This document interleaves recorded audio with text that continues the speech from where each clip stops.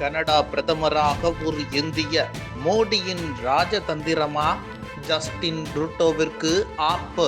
Canada நாட்டின் பிரதமராக இருந்த ஜஸ்டின் ட்ரூடோவிற்கு ஆளும் லிபரல் கட்சியில் எதிராக பெரும்பான்மையான எம்பிக்கள் போர்க்கொடி தூக்கினர். இதைத் தொடர்ந்து கடந்த 6ஆம் தேதி பிரதமர் பதவி மற்றும் கட்சித் தலைவர் பதவி உள்ளிட்டவையை ஜஸ்டின் ராஜினாமா செய்தார்.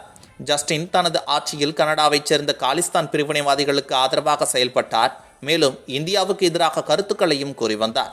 காலிஸ்தான் தீவிரவாதி ஹர்தீப் சிங் நிஜார் கொலை வழக்கில் இந்திய தூதரக அதிகாரிகளுக்கு தொடர்பு இருப்பதாக பகிரங்கமாக குற்றம் சாட்டினார். இதன் காரணமாக இரு நாடுகளும் கடந்த அக்டோபரில் பரஸ்பரம் தூதரக அதிகாரிகளை வெளியேற்றப்பட்டு உறவுகள் கடுமையாக பாதித்தது. இந்த நிலையில் ஜஸ்டின் ட்ரூடோ ராஜினாமா செய்தது உலக அரசியலில் கவனம் ஈர்க்கப்பட்டிருக்கிறது.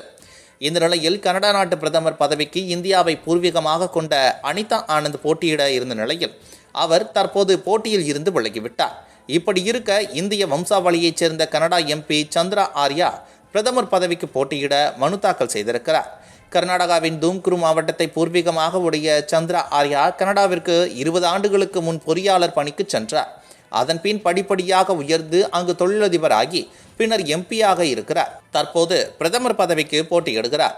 இது பற்றி சமூக வலைதளத்தில் அவர் பதிவிட்டிருப்பதாவது: பல்வேறு சவால்களை கனடா எதிர்கொண்டு வருகிறது. இந்த நேரத்தில் நமது தேசம் எதிர்கால சந்ததியினரின் நலன் கருதி துணிச்சலான முடிவுகளை எடுக்க வேண்டிய அவசியம் எழுந்திருக்கிறது. கனடாவின் நலன் கருதி பிரதமர் பதவிக்கு போட்டியிடுகிறேன் என்று தெரிவித்துள்ளார்.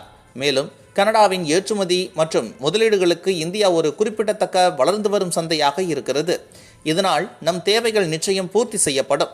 பெரிய முடிவுகளை எடுக்க பயப்படாத தலைமைக்கு கனடா தகுதியாக இருக்கிறது. நாடு ஒரு கடுமையான புயலை சந்திக்கிறது. உழைக்கும் நடுத்தர வர்க்கத்தினர் போராடி வருகின்றனர். பல குடும்பங்கள் நேரடியாக வறுமையில் மூழ்கி இருக்கிறது. பல கனடியர்கள், முக்கியமாக இளைய தலைமுறையினர் மலிவான பிரச்சனைகளை எதிர்கொள்கிறார்கள் என்றும் பேசியிருக்கிறார். சந்திரா ஆர்யா மறைந்த இந்திய பிரதமர் இந்திரா காந்தியின் படுகொலையை கொண்டாடியதற்காகவும் இந்து கோவில்கள் அவமதிக்கப்பட்டதற்கும் காலிஸ்தான் பயங்கரவாதிகளுக்கு எதிராக குரல் கொடுத்தவர் ஆவார். மேலும் கடந்த ஆண்டில் சந்திரா ஆர்யா இந்தியாவுக்கு வருகை தந்து பிரதமர் நரேந்திர மோடியை சந்தித்து பேச்சுவார்த்தை நடத்தினார். எனவே அவருக்கு தற்போது இந்தியர்களின் ஆதரவு பெருகி இருக்கிறது.